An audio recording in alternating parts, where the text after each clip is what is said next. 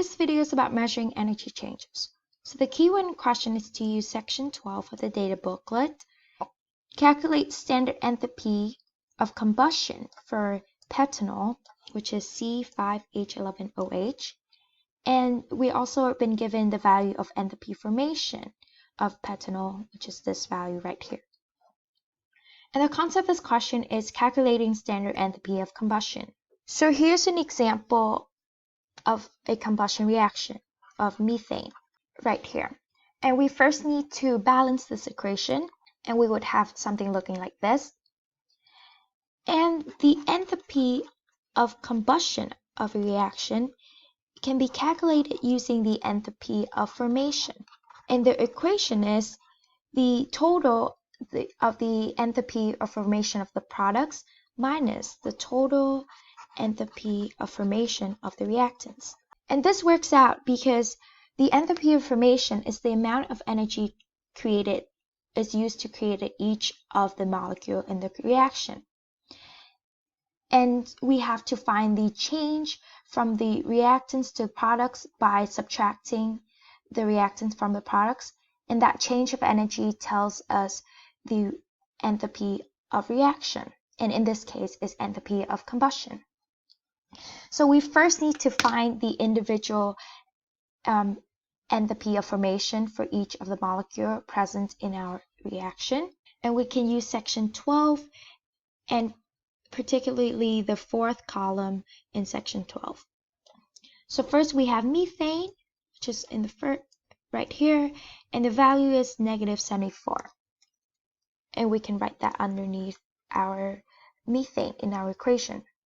Oxygen occurs naturally, so the value is 0 for its enthalpy of formation.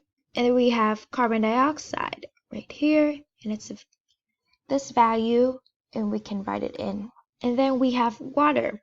So you can see here we have water and steam, but we're looking at steam, which is the gaseous state, because water in their combustion reaction will be in the state gaseous state. So it's this value right here, and we can write that in as well. So now that we have all our individual values, we can plug it into this equation, and we would have something looking like. So first we have carbon dioxide added to 2 moles of water, subtract methane. And if we were to calculate that, our result would be -487.3.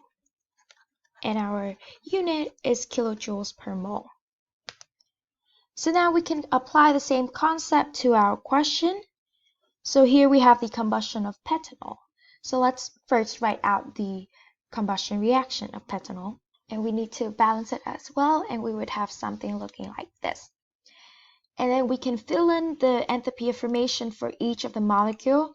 And remember that value is already given for petanol in our question. And we would have these values. And now we can plug it into our equation. And so we have 5 moles of carbon dioxide added to 6 mole of water, subtract 1 mole of petanol.